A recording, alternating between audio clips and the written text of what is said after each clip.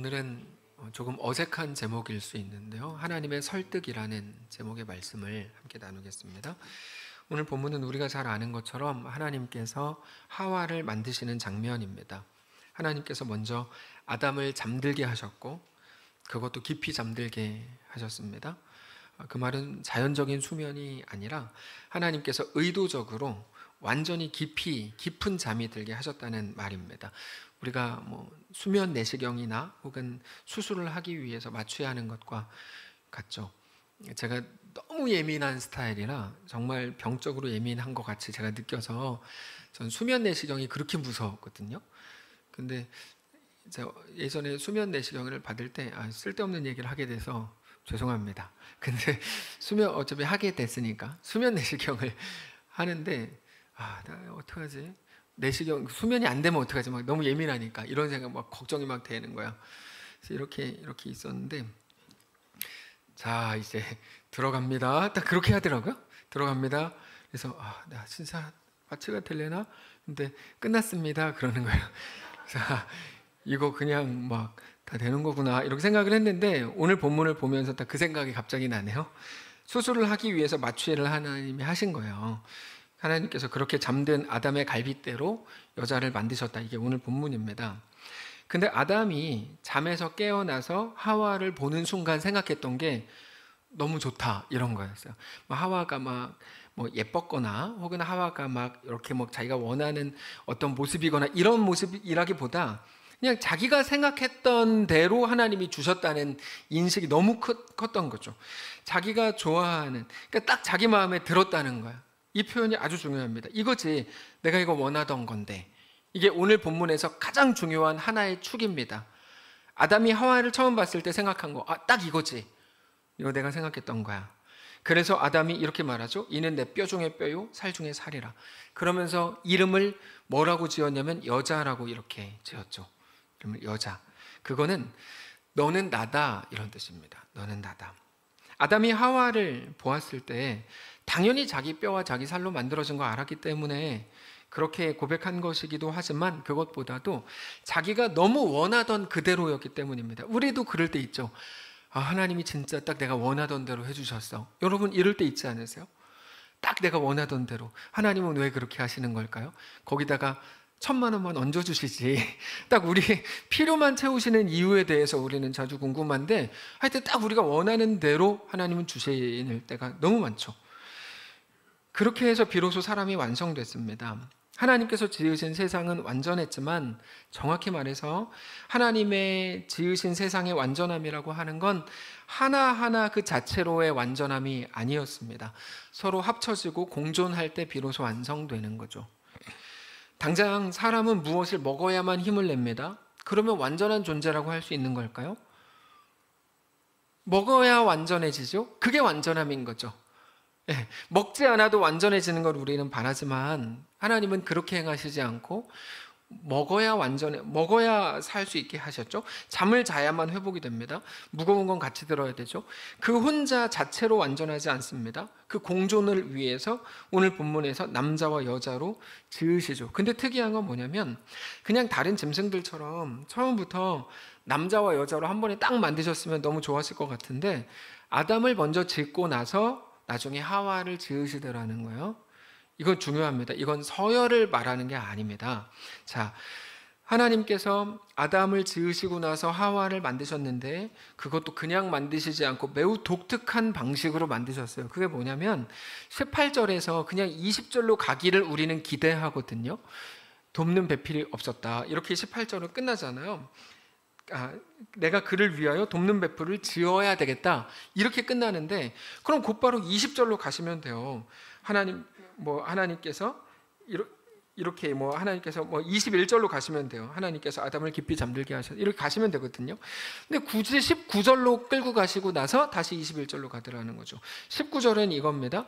여호와 하나님이 흙으로 각종 들짐승과 각종 새를 지으셨고 아담이 뭐라고 부르나 보시려고 그것들을 그에게로 이끌어 가시니 아담이 그 생물을 부르는 것이 곧 그 이름이 됐더라. 그러니까 하나님께서 모든 동물들을 아담에게 먼저 보내고 나서 아담에게 이름을 짓게 하셨죠. 아마 노아의 방주에 들어간 것과 같았을 겁니다. 암수 한 쌍씩 가가지고 뭐 했겠죠. 아담은 그 동물들의 모습을 보면서 그들의 이름을 지으면서 당연히 무슨 생각을 했을까요? 나도 그들과 같이 대화하고 같이 지낼 수 있는 사람이 있으면 좋겠다. 당연히 그 생각을 했겠죠. 그런 바람이 있었을 겁니다. 아담이 하나님께 그 말을 했는지 안 했는지 우리는 기록이 안 돼 있으니까 모르는데 분명히 그 생각했겠죠. 이제 하나님께서는 아담의 그 바람과 그 마음의 소원을 따라서 하와를 만드셨죠. 그리고 나서 아담이 눈 떴을 때 보니까 하와가 있는 거예요. 그러니까 무슨 말을 해요? 어떻게 된 거지? 딱 내가 원하던 건데. 아까 말했던 그 말을 하는 거죠. 바로 이거지. 내가 원했던 건데. 그래서 일부 예배 때는 이거를 제가 한글이 부족해서 왁구가 맞았다라고 표현했는데 사람들이 비웃으면서 예배 끝나고 저한테 찾아왔어요. 목사님, 왁구가 아니고 아귀라고 하는 거예요. 그래서 아귀가 그렇게 딱딱 맞아 떨어진 거죠. 바로 이 방식 뭐냐면 하나님께서 사람에게 소원을 품게 하시고 바로 그 방식이에요. 동물들을 보면 소원을 품게 하시고 그 소원을 완전하게 이루어 주시는 이 방식이 하나님이 앞으로도 모든 사람들에게 거의 계속 모든 상황에서 사용하시는 방식인데 이게 오늘 본문에 처음 나오는 겁니다. 하나님께서는 당연히 마음 먹으신 대로 아담과 관계없이 곧장 일을 이루실 수 있어요. 그렇죠. 당연히 일을 이루실 수 있죠. 그러나 그렇게 일방적으로 하시지 않고 항상 우리에게 마음을 먼저 주시고 나서 우리의 소원을 따라서 하나님은 그렇게 행하십니다. 예를 들어서 요나 이야기를 말씀을 드리면요. 하나님께서 요나에게 어떻게 하셨죠? 너 니느웨로 가서 하나님 말씀을 전하라 이렇게 말씀하셨어요. 요나는 북이스라엘 사람이었고 니느웨는 아수르의 수도였습니다. 북이스라엘의 적국이었어요. 요나는 당연히 적국에 가서 하나님의 말씀을 전하기가 싫었죠. 왜냐하면 꼴보기 싫은 그 인간들이 회개하고 하나님께 구원받는 게 너무 싫은 거예요. 제가 예전에 말씀드렸지만 제가 지금보다 더 악랄할 때 매일 거의 했던 기도가 있는데 제가 정말 싫어하는 사람들이 회개하지 않기를 저 기도했어요. 하나님 그 인간은 절대 회개하면 안 됩니다. 명단 적어놓고 이 사람들은 회개 안 하게 도와주세요. 왜냐하면 그 사람들이 용서받는 게 제가 너무 싫은 거예요. 지금은 그런 기도는 안 해요. 걱정하지 마세요. 근데 이제 예전엔 그랬는데 요나가 정확히 그랬었던 거야. 요나가 니느웨 사람들은 회개하면 안 돼. 이게 요나의 마음이었거든요. 근데 하나님이 너 니느웨로 가서 복음 전해. 그러니까 그게 너무 싫은 거죠. 그래서 어떻게 합니까? 요바로 가가지고 다시스로 가는 배를 타죠. 전혀 다른 방향입니다. 그때 요나가 탄 배가 큰 풍랑을 만났고 그 배에 탔던 모든 사람들이 제비를 뽑아가지고 요나를 바다에 던집니다. 그러자 풍랑이 멈추죠.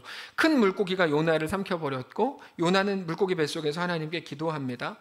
그 큰 물고기는 요나를 니느웨에 가서 이제 뱉어버리죠. 요나는 그렇게 니느웨에 가서도 대충 날림으로 하나님 말씀을 전합니다. 이때 재미있는 일이 일어나요. 사실 니느웨는 정상적으로 걸으면 3일 길을 걸어야 되는 매우 큰 성읍이었는데 요나는 반나절 만에 끝내버려요. 요나는 진짜 이상한 선지자야. 거짓 선지자가 아닌 사람들 중에 요나 같은 사람은 성경에 없어. 이렇게 뭔가 부족하고 이렇게 할 때 뭔가 못난 사람은 처음 봤는데 근데 중요한 건 뭐냐면 니느웨 온 성읍이 하나님께 회개하는 역사가 일어납니다. 모든 선지자들 중에 그 말씀 증거의 목적을 이룬 선지자는 요나밖에 없어요. 사실 그 목적에 대해 다 실패하거든요. 우리가 생각나는 모든 선지자들은 다 실패해요. 하나님 말씀 증거에 대해서 다 맞아 죽고 돌에 맞아 죽고 찢겨 죽고 근데 요나만큼은 그 복음 증거에 대해 완전히 성공해요. 정말 놀라운 일이죠. 뭔가 이상하지 않으세요? 마치 요나가 와서 아주 조금만 하나님의 말씀을 전해도 회개할 준비가 다 돼 있었던 것처럼 그 니느웨 사람들은 그날의 날림의 외침을 듣고도 곧바로 회개하더라는 거죠. 이 모든 일들은 니느웨를 위해서 하나님이 준비하셨다기보다 요나를 보내시는 것에 그 목적이 있었다고 생각하는 게 더 정확해 보입니다. 니느웨를 변화시키려면 뭐 너밖에 없어. 네가 가야 돼. 그랬던 게 아니고 내가 너 사람 만들 거야. 그래서 요나를 보내셨다는 느낌이 드는 거죠. 자기 판단에는 니느웨가 죽고 망해야 되는데요. 하나님의 뜻은 뭡니까? 니느웨에 가서 복음을 전하라는 거였죠. 자, 요나 속에서 자기 뜻과 잘 들으세요. 요나 속에서 자기 뜻과 하나님의 요구가 부딪혔어요. 요나는 어떻게 해야 될까요? 자, 집사님 마음속에서, 이제 눈 감고 할게요. 집사님 저랑 눈 마주치면 나대라라 그러는 거야 이렇게 하시니까 집사님 마음속에서 당신 뜻과 하나님의 뜻이 부딪힐 때 어떻게 하겠냐고요. 그래서 나는 권사니까 나는 아니겠구나라고 생각하시면 안 돼요. 이거는. 자, 여기서 신앙이 나오는 거예요. 신자는 자기의 뜻과 하나님의 요구가 다를 때 그때 하나님의 뜻을 따르는 사람이에요. 신자 하나님의 백성이라고 불러요. 하나님은 요나에게 그거를 요구하시는 중이죠. 근데 그거를 위해서 하나님이 어떻게 하시는지를 보세요. 자, 하나님의 뜻과 요나의 뜻이 부딪혔어요. 요나는 자기의 뜻을 따르기로 결정하고 다시스로 가는 배를 탑니다. 그때 하나님이 어떻게 하시죠? 하나님은 그때부터 불편을 감수하십니다. 자, 이게 이제 너무 놀라운 건데요. 말 안 듣는 요나를 위해 풍랑을 만들어 주시고, 여러분 풍랑 만든다는 게 쉬운 것 같지만 쉽지 않습니다. 풍랑이 일어날 때 풍랑 속에 있는 물고기들부터 해서 얼마나 많은 것들이 움직여야 되겠어요. 그렇지 않습니까? 베드로가 갈릴리 호수에서 그물을 던졌을 때 밤새 던졌는데 한 마리도 못 잡았잖아요. 간단한 문제가 아니에요. 베드로가 그물을 던질 때마다 물고기들은 다 도망 다녀야 되는 거거든요. 밤새도록. 그러니까 하나님께서 어떤 역사를 이루시는 건 절대 간단한 게 아닙니다. 그거에 따라 같이 영향을 받는 수많은 것들이 있는 거잖아요. 상식적으로. 풍랑을 주시고 큰 물고기를 보내시고 나중에는 짜증나는 요나에게 설명을 하려고 박넝쿨을 줬다가 뺐다가 막 이렇게까지 하세요. 우리가 아이를 키울 때 생각해 보시면 그냥 다 해주면 되는데 그냥 다 해주는 부모는 진짜 부모가 아닐 가능성이 100%입니다. 어떤 부모도 어떻게 100%, 진짜 100%예요. 어떤 부모도 그냥 다 해주지 않아요. 다 해주지 않아요. 진짜 부모는 절대 그렇게 안 합니다. 피곤하게 설명을 하고 분명히 어제 얘기했던 걸 얘가 오늘 못 알아듣는 줄 그냥 똑같이 하니까 또 설명을 하고 했던 말을 또 하고 또 합니다. 기다려주기도 하고 혼내기도 하고 방을 좀 치우라고도 합니다. 아이는 그 방 치우는 게 뭐가 그렇게 중요한 문제냐고 따지겠죠. 생각하겠죠. 여러분, 애 방을 깨끗하게 하는 게 진짜 목적이면 돈 주고 사람 써서 하면 돼요. 근데 그 부모의 목적은 아이의 방을 깨끗하게 하려는 게 아니고 아이를 사람답게 키우려는 거잖아요. 실제로 요나는 하나님의 말씀에 거부했지만 여러 가지 일들을 만나면서 그 마음의 소원이 조금씩 바뀌어요. 어떻게 바뀌냐면 처음에는 내가 니느웨로 왜 가? 다시스로 갈 거야 이렇게 했는데 풍랑을 만나니까 사람들한테 이거 내가 사실 하나님 섬기는 사람인데 내가 하나님 말씀 거부해가지고 이런 일이 일어났습니다. 나를 바다에 버리세요. 이렇게까지 얘기하고 나중에는 날림으로 하긴 했지만 대충이라도 하여튼 복음을 전하기는 했습니다. 하나님께서 요나를 계속 설득해 가시는 거예요. 야 요나 너 니느웨 가야 돼. 그게 네가 사람 되는 길이야. 이러면서 막 계속 말씀하시는 거예요. 풍랑도 주시고 물고기도 주시고. 근데 하나님이 이끄시면 늘 그래요. 어떻게 하시냐면 강제로 이렇게 옮겨다 놓지 않으시고 마음을 먹게 하시는 방식으로 일하세요. 그게 좋은 일로 마음을 먹을 수도 가끔 있는데 그거는 성숙한 분들의 일이고 대부분의 많은 경우에 불편한 일들을 통해서 우리는 그런 마음을 먹게 됩니다. 근데 중요한 건 뭐냐면 좋은 일이냐 나쁜 일이냐가 아니고 하나님의 방식을 우리가 알아야 된다는 거예요. 하나님은 우리에게 마음의 소원을 두고 행하십니다. 그 우리의 표현대로는 우리를 끝내 설득하시는 거죠. 그래서 기독교회에서의 설득은 너무나 중요한 사역의 방식입니다. 설득이 여러분 아주 중요한 거예요. 근데 문제는 우리가 하나님께 설득당하지 않으려고 한다는 거죠. 그걸 죄성이라고 불러요. 죄성. 사실상 하나님이 세상을 창조하실 때 하나님 나라의 온전한 질서로 꽉 차 있었다는 거 우리가 잘 알고 있어요. 하나님이 빛이 있으라고 하시니까 빛이 순종함으로 생겼죠. 하나님께서 뭐가 있으라 다 순종합니다. 근데 죄가 들어온 이후에 사람은 그렇게 하지 않아요. 사람은 그렇게 안 해요. 언제나 설득을 안 당하려고 최선을 다해요. 사람들은 하나님께 특별히 하나님의 말씀에 대해 설득을 안 당하려고 최선을 다해요. 제가 본 100% 다 그랬어요. 죄송합니다. 그랬어요. 자, 우린 아침 경건회 때 바로를 통해서 확인했습니다. 바로는 진짜 이상한 사람 아닙니까? 여러분 아침 경건회 하시는 분들 자, 그분들만 잘 들어보세요. 바로는 아주 이상한 사람 아닙니까? 그 모든 증거와 사인과 확실한 내용을 가지고도 절대 설득을 안 당해요. 바로 같은 사람 처음 봤어요. 지팡이가 뱀이 되는 걸 보여주고, 나일강이 일주일 동안 피로 변하기도 하고, 개구리로 꽉 차기도 하고, 먼지가 막 이로 변하기도 하는데 바로는 설득을 안 당해요. 하나님께서 말씀하시는 건 나 여호와야. 근데 바로는 그래서 뭐 막 이런 식으로만 계속 반응합니다. 우리가 말씀을 대할 때 조금 더 간단하게 보면 좋아요. 무슨 말을 하면 그 본문을 통해서 간단합니다. 바로는 설득당하지 않는구나. 그리고 근데도 하나님은 계속 설득하시는구나. 나도 그렇겠구나. 하나님의 백성이라면 내가 설득당해야 되겠구나. 내가 그만 고집 부려야 되겠구나라는 생각을 하게 되는 거죠. 너 왜 순종 안 해? 이렇게 하나님이 직접 말하면 나 상처받았다 그러고 왜 강요하냐 그러니까 하나님이 바로를 통해서 보여주시는 거예요. 우리를 보라는 거죠. 자주 말씀드리지만 구약은 영화고요. 영화적인 이미지로 쓰였고 신약은 자막이거든요. 그래서 영화적인 이미지를 가지고 신약을 가서 이제 푸는 건데, 자, 바로가 어느 정도로 하나님께 설득당하지 않으려고 했는가 하면 개구리 재앙 때 처음으로 두 손 들고 항복을 합니다. 모세가 하나님께 기도해서 개구리 다 없애달라 그럴까요? 그랬더니 그렇게 하면 좋겠다. 그랬더니 모세가 물어봐요. 언제 없애달라 그럴까요? 우리는 당연히 지금 당장이라 그럴 줄 알았는데요, 바로는 지금 당장이라고 하지 않고 내일 이렇게 말해요. 내일. 만약에 오늘 밤에라도 개구리가 사라진다면 그럼 내가 하나님 말씀을 왜 믿어? 뭐 이런 식으로 생각하는 거죠.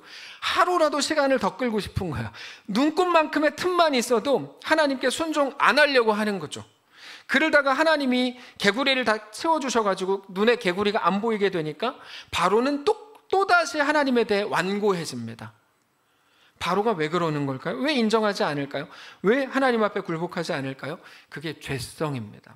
죄성이에요. 죄성은 뭐냐면 스스로 하나님이 되고 싶은 거예요. 스스로.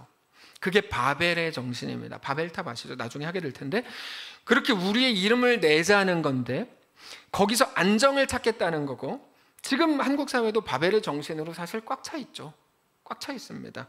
기독교회 내에서도 이름이 높아지고 인정을 받으면 행복해 하다가도 인정받지 못하면 견디지 못하는 모습이 너무 가슴 아픈 일이죠. 하나님이 아니라 자기에게서 해답을 찾으려고 하는 겁니다. 근데 이쯤 되면 그 본문에서 더 답답한 건 바로가 아니고 하나님이죠. 하나님. 우리 같으면 바로를 그 자리에서 쳐 죽일 것 같은데 그러면 일이 얼마나 깔끔하고 쉽게 해결됩니까? 근데 하나님은 그렇게 안 하세요. 계속 설득을 하세요. 설득을. 기회라는 것도 한두 번 주고 안 되면 끝내야 되지 않습니까? 근데 그렇게 안 하고 계속 반복을 하세요. 그게 하나님의 설득이에요. 특별히 출애굽기를 보면 바로의 마음이 강팍해질 때마다 바로 이어서 나오는 표현이 있어요. 여호와께서 말씀하신 대로라는 표현이에요. 그러니까 하나님은 바로가 완고해질 거를 아셨다는 거죠. 우리는 여기서 또 놀라요. 왜냐하면 변화되지 않을 걸 알면서 왜 자꾸 설득하냐 이거죠. 놀라는 건데, 근데 그거는 답답한 게 아니라 사실 너무 감사한 일입니다. 왜냐하면 바로는 우리들이기 때문이죠. 하나님은 우리도 설득되지 않을 걸 아시면서도 계속해서 설득하시는 중인지도 몰라요. 그리고 그 역사의 시작이 오늘 본문인 겁니다. 그냥 아담에게 하와 주실 거면 아담 잠재워가지고 하와 만드시면 되는데 그렇게 안 하시고 동물들을 하나씩 아담에게로 이끌어 가시죠. 아담은 그것들을 보면서 나한테도 저런 친구가 있다면 얼마나 좋을까? 마음의 소원이 되고, 하나님은 그의 마음을 따라서 하와를 지어주시고, 자기가 깨고 나서 보니까 아담은 그거 보고 깜짝 놀라죠. 하나님 내 마음을 이렇게 잘 아시다니. 딱 자기가 원하던 거야. 근데 사실 그 원함이라는 거는 하나님이 주신 원함이, 자기가 욕심으로 만들어낸 원함 아니에요. 하나님이 주신 원함이죠. 근데 지금 시대는 죄로 꽉 차가지고 이 못된 것들이 배우자를 위한 기도를 합시고, 어디서 사이비 같은 거 듣고 와가지고 키는 어떻고 하나님 기도할 때 막 목록 정해놓고, 그래서 야, 이런 사이비들을 봤나. 그래서 몇 명 걸렸어요 저한테. 그렇게 그딴식으로 기도하지 말라. 예. 몸무게는 어떻고, 성격은 어떻고, 얼굴은 어떻고, 뭐 학벌은 어떻고, 다 지가 결정해요. 지가 하나님 되는 거지 뭐 그게. 예, 다 자기 욕심으로 채워가지고 그것들을 들어달라고 떼쓰는데 그건 자기가 창조주가 되고 싶은 욕망이지 하나님의 온전한 방식이 아니에요. 사기꾼 같은 사람들이 한국교회 안에서 몇 번 말하고 다닌 적이 있어요. 그 얘기 듣고 이제 그렇게 속은 건데 그건 옳지 않습니다. 성경에 찾을 수 없는 방식이에요. 그런 거는. 예. 아담은 하나님의 뜻이 아담 속에서 품어졌고 하나님께서 그것을 이루어 가시죠. 오늘 본문을 보십시오. 아담은 매우 자연스러운 방식으로 하나님의 행하심을 기다렸을 뿐입니다. 중요한 건 하나님은 우리에게 설득하시고 설명하신다는 사실이에요. 그리고 그것의 목적은 뭡니까? 우리와 함께 걷자는 거죠. 여러분, 이게 핵심입니다. 우리를 얻으시겠다는 겁니다. 하나님이 우리에게 그렇게 행하시는 이유는 우리가 하나님의 백성이기 때문입니다. 우리를 얻으시겠다는 거죠. 자, 그럼 여기서 질문을 하나 하셔야 돼요. 바로도 하나님의 백성입니까? 이런 질문을 할 수 있을 것 같아요. 바로와 우리의 차이는 뭡니까? 간단합니다. 하나님의 백성이 아닌 사람들에 대한 것은 재앙이나 심판이라고 부르고요. 우리에게 대한, 하나님의 백성에 대한 것은 설득과 이끄심과 섭리라고 불러요. 두 개 다른 겁니다. 우리는 하나님의 백성이기 때문에 바로처럼 할 수 없습니다. 우리가 하나님의 백성이라고 하는 유일한 증거는 하나님의 말씀 앞에서의 우리의 태도를 통해 드러납니다. 아침 경건회 때 계속 말씀드렸죠. 하나님의 백성이라는 말은 하나님 나라 소속이라는 말인데, 하나님 나라에서 가장 중요한 건 황금길 같은 어떤 조건에 관한 게 아니고 통치권에 관한 문제입니다. 그게 하나님 나라입니다. 이 구분은 굉장히 중요합니다. 이걸 조건으로 가면, 황금길 같은 조건으로 이해하게 되면 죽어서 가는 곳이 천국이 되는 건데요. 왜냐하면 이 땅은 만족스럽지 않으니까요. 이게 그 통치권에 관한 문제로 가면 살아서 살아가는 걸로 가기 때문에 완전히 달라집니다. 하나님께서 온 세상을 지으실 때에도 하나님 나라의 질서로 꽉 차 있는 나라로 지으셨어요. 하나님은 말씀하셨고, 그러면 모든 것들은 순종함으로 지어졌죠. 우리가 하나님의 백성이라고 할 때도 마찬가지입니다. 우리가 하나님의 말씀 앞에 굴복하고 순종하고 따르는 자가 되는 것만이 하나님의 유일한 백성의 증거라는 것을 우리가 기억해야 됩니다. 반대로 하나님의 말씀을 계속해서 거부한다면 그건 하나님의 통치를 따를 마음이 없다는 증거밖에 되지 않는 거죠. 그게 마태복음에 나오는 부자 청년이었어요. 부자 청년은 예수님께 나와서 어떻게 하여야 영생을 얻겠습니까? 라고 물었는데요. 이거는 중요한 본문이에요. 그렇게 물을 때 천국이 무엇입니까에 대한 질문이기도 해요. 어떤 조건을 가져야 내가 천국에 들어갈 수 있습니까? 천국행 티켓을 땁니까? 이런 문제죠. 예수님께서 처음에 뭐라고 대답하세요? 그가 납득할 만한 조건을 제시하십니다. 너 율법을 지켜라. 그랬더니 그거에 대해서 부딪힐 사람은 없죠. 그 사람도 납득을 했어요. 자기가 다 지켰고 지금도 지키고 있다고 대답합니다. 그러자 예수님께서 이제는 그가 납득하지 못할 말씀을 하십니다. 여러분, 성도에게 있어서 가장 중요한 순간은 뭐냐면 하나님의 뜻과 내 뜻이 부딪힐 때라고요. 그러니까 교회 나와가지고 다 마음 편해지고 막 위로를 받고, 여러분 그거는 그냥 1년에 하루 그렇게 하면 되는 거예요. 하나님, 내가 오늘 교회 가서 위로받게 해주세요. 제발 그런 기도 좀 하지 마세요. 오늘 목사님 말씀을 통해 위로받게 해주세요. 제발 그런 기도 좀 하지 말라. 설교의 목적 자체가 그런 게 아닌데, 하나님의 말씀이 선포되면 우리 죄성으로 꽉 찬 우리 마음은 불편해지는데요. 예수님이 이렇게 말씀하세요. 야, 너 부자라며 네가 가진 모든 거 다 팔아가지고 가난한 자들한테 나눠주고 그 후에 나를 따르라, 이렇게 말씀하시죠. 구원은 무엇을 잘한 결과로 얻는 보상이 아니고 오늘 너가 하나님의 백성이 되는 문제라는 거예요. 그래서 따름을 말씀하시는 거예요. 근데 그 부자 청년은 그 말씀에 대해 부딪혔죠. 따르기를 거절하고 그 자리를 떠나버립니다. 납득할 수 없는 말씀일 때는 거부하겠다는 거예요. 하나님의 백성이 아니니까 스스로 선택할 수 있다고 생각하는 거죠. 이해가 돼요. 당연하죠. 하나님의 백성이 아닌데 당연히 본인이 결정하는 거죠. 하나님의 백성이면 그렇게 할 수 없어요. 하나님의 백성이라는 말은 하나님의 말씀을 따르는 자라는 의미이지, 하나님의 말씀을 지키면 너가 하나님의 백성이 된다, 이런 의미가 아닙니다. 잘 구분하셔야 돼요. 하나님의 말씀을 따르는 것조차 어떤 조건이 될 수 없어요. 우리가 하나님의 말씀을 따르면 하나님의 백성이 되고, 그렇지 않으면 하나님의 백성이 안 되는 게 아니에요. 어제는 하나님 말씀을 따라서 어제는 하나님의 백성이었고 오늘은 거부해서 아니고 말도 안 되는 소리 하는 거, 그렇지 않습니다. 그걸로 내가 누구인지 드러나게 될 뿐이에요. 그리고 우리가 하나님의 백성이기 때문에 우리에게 주어진 건 순종이라는 거죠. 우리가 그렇게 하나님의 말씀 앞에 순종하고 자기 뜻을 꺾고 하나님의 말씀을 따르고 하나님을 사랑하는 자로 서야 되는 거지, 내가 순종할지 말지를 결정하는 자리가 사실 아니라는 겁니다. 그래서 설득이라는 말 자체가 하나님께 있어서는 자존심 상하는 표현인데, 자녀를 사랑하기 때문에 행하는 하나님의 저주시는 그 일이 자존심 상할 부모는 없죠. 그게 야곱입니다. 야복강가에서의 야곱을 하나님은 그날도 찾아가셨고 그날도 씨름하셨죠. 하나님은 야곱에게 매일 지셨잖아요. 예전에 우리 묵상하지 않았습니까? 근데도 또 찾아가셨어요. 그러나 그날은 야곱이 하나님 앞에 엎드리기로 했고 하나님이 환두뼈를 치셨거든요. 이제는 야곱, 발 뒤꿈치를 잡는 자, 사기꾼이라는 이름을 너 이제 더 이상 쓰지 마라. 하나님이 주인이신 이스라엘이라고 불러라. 새로운 이름을 주셨죠. 하나님은 야곱 앞에서 자존심이 상하신 게 아니고 신실한 설득과 애타게 기다리는 둘째 아들에 대한 아버지의 모습을 보이실 뿐이었죠. 그래서 구원은 죽어서 천국 가는 문제가 아니고 오늘의 따름인 겁니다. 이게 구원입니다. 죽어서 구원을 얻는 게 아니고 오늘을 신자로 살아가는 문제라는 거죠. 말씀을 정리하겠습니다. 우리는 자주 나오는 바로의 모습을 꿈꿉니다. 바로는 아침 경건회를 통해서 매일 보죠. 근데 가만히 보면 정말 많은 성도들이 늘 바로의 모습을 꿈꿔요. 그렇게 강직하고요. 좋게 표현하면 담대하고 겁먹지 않고 아무리 그렇게 하나님이 막 얘기하셔도 전혀 흔들림이 없어요. 그게 많은 성도들이 꿈꾸는 모습이에요. 어떤 것에도 꺾이지 않는 모습, 그 당당함, 옳고 그름이 분명하고 자기 나름대로 어떤 것에도 위축되지 않고 너무나도 씩씩한 모습입니다. 근데 성경은 그거를 뭐라고 부르냐면 완악함이라고 불러요. 그거 멋있다고 말 안 해요. 여러분, 다윗에게 두 가지 사건 기억나시죠? 하나는 골리앗 앞에 섰던 소년 다윗이고 또 하나는 나단 선지자 앞에 무릎 꿇은 모습이거든요. 성경이 계속 인용하는 거는 뒤의 모습이지 앞의 모습이 아니에요. 한국교회만, 이게 너무 특이하게 한국교회만 자꾸 소년 다윗을 높이고 막 노래도 만들어요. 이게 심각한 문제가 있는 거죠. 성경은 그거 우러러보지 않아요. 소년 다윗 앞에서 다윗이 얼마나 막 담대하고 멋있고 막 물맷돌 막 이렇게 막.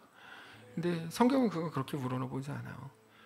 성경이 우리에게 소개하시는 것은 인간적인 모습으로 볼 때 다윗의 찌질함이에요. 아들들이 똑같은 짓을 했을 때 한마디 말도 못하고 그냥 죽은 자처럼 있는 거죠. 성경은 우리에게 그걸 보여줘요. 완악함이라는 건 여러분, 고집이라는 건요, 하나님 나라를 절대로 이룰 수 없는 모습이라는 걸 우리가 알아야 됩니다. 그걸 보고 고집이라고 부르잖아요. 예를 들어서 이런 거예요. 말씀을 정리하겠다고 했는데 정리 중입니다. 자, 우리가 탁구를 치잖아요. 탁구를 치면 탁구는 조그만 네모판 안에 내가 원하는 공을 집어넣는 경기인데 그거는 네트가 있고요. 거기다가 집어넣어야 되잖아요. 그럼 똑똑한 사람들은 어떻게 따지냐면 이 네트를 좀 낮춥시다 라든지 탁구대를 좀 키웁시다. 근데 그걸 보고 누가 똑똑하다 그래요? 초짜라 그러지. 그러니까 탁구를 얼마나 못 치면 그렇게 하냐 이렇게 얘기하잖아요. 여러분, 바로 그렇습니다. 우리가 가진 하나님의 말씀에 대한 우리의 반발과 우리의 모든 고집들을 보고 성경은 야, 너 똑똑하다. 나 그런 생각 못했는데 너 진짜 너 지혜롭다라고 말하지 않아요. 하나님 앞 그걸 완고함이라고 부르거든요. 바로가 했던 일들이에요. 바로가 하나님의 기적들을 계속 보면서 다시 제안을 합니다. 내일 아침 경건회인가? 제안을 합니다. 야, 그럼 니네 나가서 예배는 해라. 대신 먼저 이 땅에서 예배해라. 광야로 가지 마라. 그러다가 야, 아니다. 광야로는 가라. 조금씩 타협안을 제시하는데 하나님은 우리와 타협하시는 분이 아니세요. 하나님은 우리의 아버지요, 우리의 왕이요, 우리의 주인일 뿐이에요. 여러분, 하나님과 우리와의 관계를 우리는 정확히 알아야 돼요. 오늘 말씀을 기억하십시오. 오늘 본문은 하나님의 설득입니다. 설득은 생각을 바꾸라고 하는 겁니다. 하나님은 오늘 우리에게 어떤 식으로든지 말씀을 주실 겁니다. 매일의 말씀의 핵심은 그러므로 우리에게 있어서 조정에 있어야 합니다. 우리의 조정, 생각을 조정하라는 거예요. 하나님의 말씀은 생각을 조정하라고 주시는 거예요. 우리 생각을 바꾸라고 주시는 거라고요. 어떻게 마음에 엄청나게 성숙한 분들은 그런 말을 들으면서도 위로를 받을 수 있겠죠. 근데 대부분의 우리는 불편할 겁니다. 불편하면 잘 된 겁니다. 하나님의 말씀이 분명히 들린 거거든요. 요나는 다시스로 가고 싶었죠. 근데 하나님의 들렸던 말씀은 니느웨로 가라는 거죠. 그래서 불편하죠. 네. 하나님의 말씀은 생각을 조정하라는 거고 바꾸라는 겁니다. 왜요? 이제부터 하나님이 이끄실 것이기 때문입니다. 그러면 우리는 하나님의 말씀을 따르면 됩니다. 그거를 순종이라고 부릅니다. 순종은 하나님이 시키시는 대로 하는 게 아닙니다. 순종은 하나님의 뜻 앞에서 내 뜻을 꺾는 겁니다. 우리는 연약해서 하나님이 완성하라고 말씀하신 거 완성 못할 가능성이 100%입니다. 우리는 연약하니까요. 그럼에도 우리는 순종할 수 있습니다. 하나님 뜻 앞에 내 뜻을 꺾는 거거든요. 그러니까 하나님의 생각, 하나님의 말씀과 내 생각이 부딪히는 거죠. 결국에 기독교 신앙은 말씀으로 드러나는 하나님의 요구와 내 생각 속에서 올라오는 내 뜻이 부딪힐 때 발휘되는 겁니다. 너무 명확해요. 기독교 신앙은 말씀으로 드러나는 하나님의 요구와 내 속에서부터 만들어진 어쩌면 세상의 질서가 만들어낸 거겠죠. 그 내 뜻이 부딪힐 때 비로소 발휘됩니다. 그래서 하나님은 오늘도 우리를 설득하시는 겁니다. 우리는 하나님의 뜻을 먼저 들어보고 판단하겠다고 할 수 없습니다. 그건 마태복음의 부자 청년이 했던 일입니다. 다만 하나님의 백성은 매일같이 자기의 뜻을 꺾을 준비를 해야 됩니다. 하나님께 나를 설득해보라고 말하지 마시고 그렇게 또다시 바로가 되려고 하지 마시고 하나님의 왕되심 앞에 그저 엎드리십시오. 못 엎드리시겠죠? 그럼 기도를 하십시오. 엎드리게 해달라고 기도를 하십시오. 내가 아무리 생각해도 자신이 안 나시잖아요. 성령께서 말할 수 없는 탄식으로 우리를 위해 그렇게 기도하고 계시니까 우리도 힘을 합쳐서 나에게 말씀을 따를 힘과 용기와 담대함과 지혜를 달라고 구하십시오. 하나님의 뜻을 자꾸 내 뜻으로 조정하려고 하지 마시고 하나님의 뜻 앞에 내 뜻을 조정해 가십시오. 우리는 하나님을 시험하는 자가 아닙니다. 하나님의 백성이고 하나님의 기르시는 양입니다. 근데 성도 여러분, 오직 우리 하나님의 이끄심이 가장 완전합니다. 이건 누구도 부정할 수 없습니다. 가장 완전합니다. 하나님은 우리를 지으셨고 우리를 기르시고 우리와 영원히 함께 하실 겁니다. 우리는 딱딱함이 깨지지 않기를 원하지만 딱딱함이 깨지는 것이 은혜라는 것을 알게 되시기를 바랍니다. 기분 나쁜 표현인데요, 우리가 깨지고 부서지고 무너지는 것이 복이요 은혜입니다. 그 찬양도 있죠. 깨져야 하리, 부서져야 하리, 무너져야 하리, 더 많이 씻겨야 하리, 이런 식의 찬양이 있었어요. 네. 그래서 사도 바울은 나는 날마다 죽노라라고 고백한 거죠. 그게 은혜인 걸 알았기 때문입니다. 오늘 우리가 있는 그 모든 자리에서 하나님이 주시는 마음을 따라서 그렇게 또 하루 또 한 주 우리의 이번 2023년을 신실한 주의 성도로 살아가는 거룩한 교회가 되시기를 주님 이름으로 축복합니다. 찬양합시다. 주님 곁으로 날 이끄소서. 내 모든 것 다 주님께 드립니다.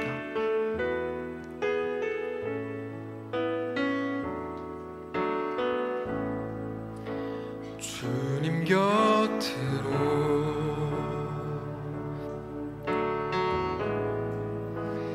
날 이끄소서.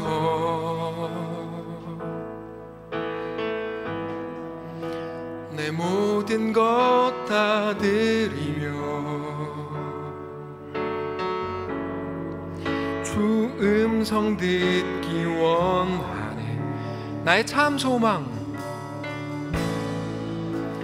나의 참 소망, 그 무엇과도 바꿀 수 없는 그 무엇과도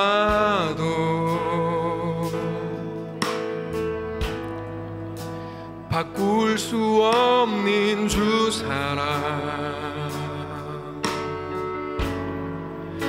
그 품 안에 나간 길 주님의 길로 인도하소서.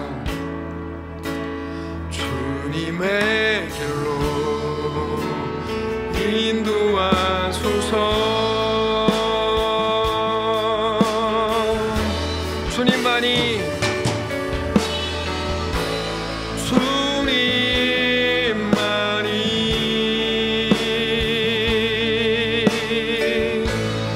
내 모든 것 되시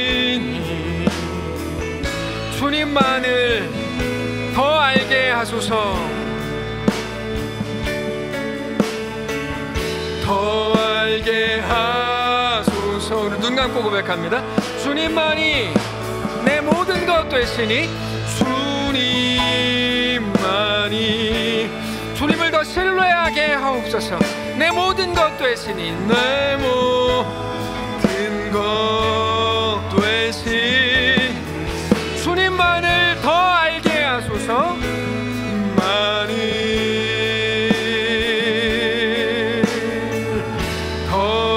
다시 한번 고백합니다.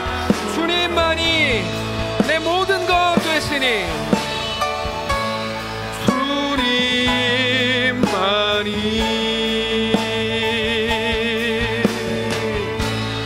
내 모든 것 되신 주님만을 더 알게 하소서.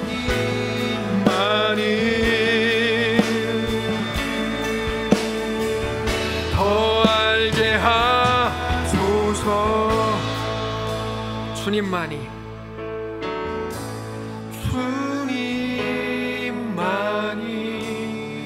내 모든 것 되시니, 내 모든 것 되신 주님만을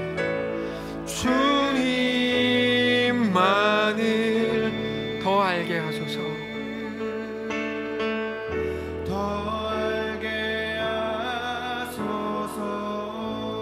하나님, 그렇습니다. 주님만이 내 모든 것 되신다고 우리의 입술로 고백했는데 사실입니다. 하나님, 우리는 내 뜻이 왜 그렇게 이루어져야 된다고 지금도 생각하고 있는지, 성경의 모든 인물들을 보면서 저 사람 왜 저러지 이해가 되지 않으면서도 우리 스스로도 또 어쩌면 바로와 같이 혹은 그 부자 청년과 같이 행하고 있는 우리 모습에 대해 너무 안타깝습니다. 하나님, 우리를 원하오니 불쌍히 여겨주시고, 하나님, 우리는 하나님과 동급이라서 하나님께 타협안도 제시하고 하나님께 내 뜻대로 좀 행하라고 요구도 하고 명령도 하고 그런 존재가 아니고, 우리는 주의 백성이고 주의 종이고 주의 자녀고 주의 기르시는 양인 것을 깨닫습니다. 우리가 하나님 말씀을 대할 때 자주 불편합니다. 예수님께서 야, 너 부자라며 오케이, 너 가진 거 다 팔아서 가난한 자들에게 나눠주고, 아니 그렇게 살아, 너 그게 나를 따르는 거야 라고 말씀하실 때 왜 그래야만 하지? 라고 했던 그 질문이 우리 속에 늘 있는 질문인지도 모릅니다. 왜 그래야만 한다는 거지? 왜 그래야만 된다고 말씀을 통해 자꾸 얘기하지? 하나님, 우리가 오늘 어디에 서 있었는지를 깨닫고, 그러나 다시 한번 하나님 백성의 자리로 옮겨가고, 주님, 나는 세상에 속한 자가 아니고 하나님의 백성이었습니다, 정직히 고백하는 사랑하는 모든 성도를 될 수 있도록 인도하시옵소서. 다만 불안함으로 걷지 않게 하시고 하나님 주시는 마음을 가지고 담대하게 걷게 하시고, 우리만 따로 떨어뜨려 보내지 마시고 성령께서 반드시 우리와 함께 하셔서 모든 일들 앞에 우리의 삶과 생각을 조정할 때 하나님 주시는 놀라운 은혜로 가득 채워지는, 그래서 점점 더 우리 마음이 하나님으로 인해 꽉 채워지는 거룩한 성도를 다 되도록 축복하시옵소서. 감사드리며 우리 주 예수님의 이름으로 기도합니다.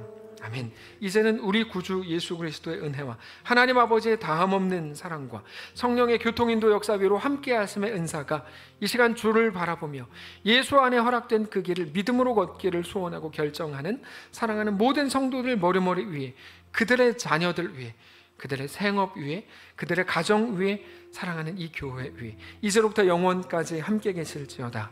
아멘.